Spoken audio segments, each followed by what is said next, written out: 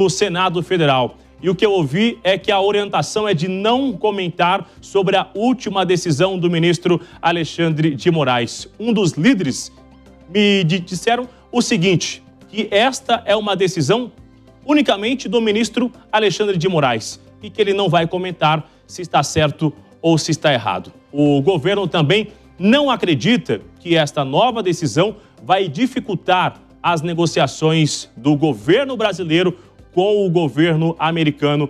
Foi o que eu vi de um importante líder aliado do governo, líder dentro da ala governista.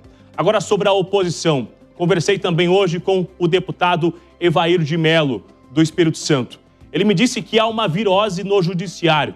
Segundo ele, a comunidade jurídica necessita se posicionar.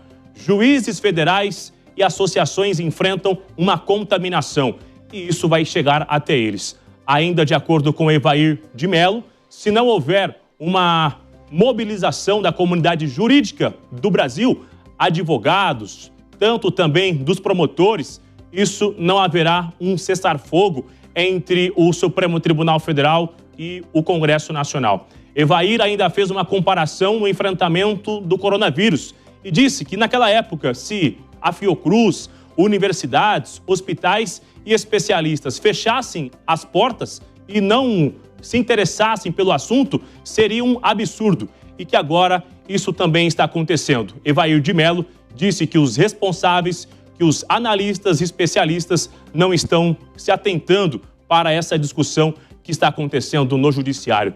2h15. Vamos ouvir então o nosso comentarista João Belucci. Chega mais nesta conversa, nesta repercussão, uma super terça-feira aqui na capital federal após o recesso do Congresso Nacional, que não foi um recesso assim, teve várias discussões. João, essa análise do deputado Evair de Mello, do Espírito Santo, que o judiciário enfrenta, de fato, uma situação complicada e que é necessário uma espécie de uma reviravolta entre a área jurídica. É isso que está faltando ou, de fato, a área jurídica já está se manifestando, mas não houve nenhum efeito ainda? Boa tarde, Márcia, toda a equipe, toda a audiência. Realmente, de fato, eu concordo com o Evair. Há necessidade de uma união da classe jurídica, porque você tem dois polos jurídicos, um que é a favor de tudo que está acontecendo, um que é contra, e agora começa a surgir um terceiro falando, eu concordava até aqui, mas me parece que está havendo um gigantesco exagero. E de fato está, as decisões vão avançando contra garantias individuais, normalmente via magistrado, decisão monocrática, então essa é uma situação que causa espanto mundial, até porque se leva muito a esse equívoco na interpretação, no sentido de que o Donald Trump, o Marco Rubio, o Departamento de Estado, enfim, quem quer que seja nos Estados Unidos, foi altamente influenciado pelas informações do Bolsonaro ou do Eduardo Bolsonaro ou de quem quer que seja. Quando, na verdade, são instituições do Estado norte-americano que fizeram uma análise do todo e, por isso, o sancionaram. Agora, de fato, o que falta, na minha visão, é o Senado se mexer. Não existe nenhuma autoridade da República que não possa ser questionada, não possa ser investigada ou não possa responder um processo de impeachment. Todos estão sujeitos a isso. Ninguém está acima da lei. Então, o Senado realmente é o momento, a bola está no pé do Senado. Obrigada, João. A gente continua as análises agora com o Renato Dorgan, que é advogado e cientista político. Bem-vindo ao Em Tempo Real aqui na Jovem Pan, Renato. Muito tem se falado sobre analistas aí nessa área da política que Jair Bolsonaro cravou uma falta, ou seja, que isso faz parte da estratégia da defesa, perto já do julgamento da situação lá, da possível trama golpista, a defesa estaria mais radical. Bolsonaro estaria indo para cima e cravando essa narrativa de perseguição, então a prisão domiciliar e os vídeos não teria sido nada à toa, foi tudo muito bem pensado. Você concorda com isso? Qual a sua análise? Acho que a gente está sem o áudio do Pedro. Belucci, você consegue responder essa por enquanto, até a gente organizar o áudio? Márcia, essa é a questão com relação a... Eu até pegando o gancho no que o Renato estava falando aqui, há uma crise institucional de fato. Nós estamos numa encruzilhada entre as instituições, STF, Congresso e Executivo, com uma supremacia gigantesca do Supremo Tribunal Federal. E agora o mundo jogou luz sobre esse tema, especialmente a questão do Alexandre de Moraes, que acaba decidindo sobre diversos, dezenas, centenas de temas da sociedade que caberiam ao Congresso. Então causa muito espanto a atuação tanto da figura do presidente do Senado, do Davi Alcolumbre, quanto do presidente da Câmara, o Hugo Motta, em segurarem os temas. Deixa investigar, deixa fazer uma CPI, deixa os temas avançarem, deixa cada deputado, cada senador verbalizar publicamente se ele é a favor do impeachment do Alexandre de Moraes, se ele é a favor da anistia. Deixem eles falarem. Esse negócio de ficar escondendo o tema em comissões ou o presidente da casa segurar para si o tema não é nada saudável para a democracia. A gente continua ao vivo, 2h19, informações que vão chegando em tempo real, ouvindo também os nossos analistas aqui na Jovem Pan em tempo real, mas lá no Congresso Nacional, como falamos sempre aqui, a informação chegando a cada instante, o clima vai esquentando entre os aliados da oposição e os aliados do governo. Olha essa imagem que acaba de chegar de dentro do plenário da Câmara dos Deputados. Uma confusão ali entre o deputado Lindenberg Farias, entre nomes da oposição que vão ali se articulando para tentar evitar que esse confronto vai acontecendo. E aí a gente observa que vai acenando, apontando um dedo para o outro, porque justamente tem uma divergência sobre essa escalada com o Supremo Tribunal Federal, sobre uma nova decisão também que vem do Supremo Tribunal Federal. E aí a informação que me chega é o seguinte, que os agentes da Polícia Legislativa que fazem a segurança dentro do plenário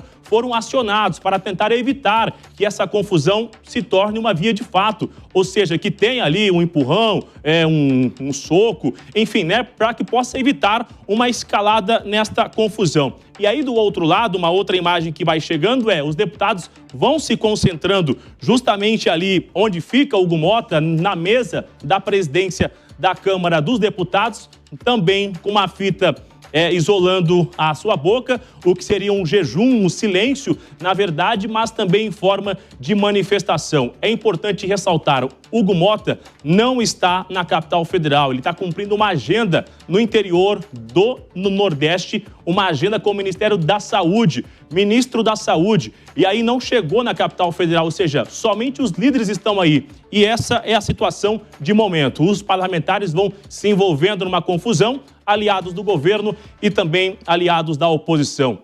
Que cenário, Márcia Dantas! Eu fiquei imaginando como é que briga com um negócio na boca. O objetivo não era ficar calado. Aí o deputado, um deles, tirou a fita isolante da boca para brigar e depois colocou a fita isolante de novo. É uma cena, no mínimo, inusitada, né, Bruno Pinheiro? Exatamente. Só para reforçar, eles estão então fazendo o quê? Alguns ficam na parte de cima, no alto, que é essa mesa. Inclusive, se a gente já tiver imagem interna da Câmara também dos Deputados, para a gente ver como está essa movimentação dentro do plenário. E o que acontece? Eles ficam revezando. Os que estão na parte de baixo estão sem essa fita, os que estão na parte de cima estão com a fita, que é uma espécie de um jejum. Aí, agora, se escala uma nova discussão entre o deputado Rogério Correia e também o atual presidente da Comissão de Segurança Pública. São informações que vão chegando aqui em tempo real, a gente vai atualizando essas imagens e eu ouvi hoje ainda de um deputado aliado do Centrão o seguinte, que se Hugo Motta fosse um funcionário de banco, de uma agência de banco, e houvesse qualquer complicação, um escândalo no banco, e ele não estivesse hoje na agência, estivesse inaugurando uma agência no interior, ele seria exonerado se fosse contratado de uma empresa séria. E ele, sendo o chefe, estando na presidência da Câmara dos Deputados, não deveria ser diferente. É um cenário que é muito complicado. Nesta terça-feira, Hugo Motta não está no Congresso Nacional. E o cenário é essa. 2h22, uma confusão generalizada entre os deputados aliados do governo e da oposição. Márcia. Bruno, qual a justificativa para Hugo Motta não estar neste momento lá em Brasília? Você tem essa informação? Evento que é numa liberação de recursos, numa entrega de equipamentos do Ministério da Saúde. Ele fez, inclusive, vídeos nas redes sociais ao lado de representantes do governo federal. Ou seja, ele está no seu reduto eleitoral, levando alguns equipamentos, inaugurando, enfim. Essa é um tipo de agenda que é feita sempre aos finais de semana ou na segunda-feira. A expectativa era que Hugo Mota já estivesse aqui na terça-feira. E aí a agenda é o seguinte, Hugo Mota só vai chegar após às 5 da tarde, só na fase final da sessão à noite. E aí, diante disso, após aquela entrevista coletiva que a gente vai ver logo mais com os nossos repórteres, a oposição entendeu que a obstrução estava decretada. Então, na Câmara dos Deputados, nada será votado a depender da oposição. E aí a concentração de momento é isso. Acaba inflamando um lado e o outro e essa discussão acaba se estendendo. A gente vai aguardar se haverá uma resposta de Hugo Mota, vai mandar uma nota, um ofício, ou o que será de fato da oposição. Repito, a ideia é ficar até altas horas da madrugada, continuar se revezando entre os parlamentares. Márcia. Obrigada, Bruno. Então, qualquer novidade você volta, porque a notícia urgente está acontecendo aí, então você tem prioridade, mas a gente continua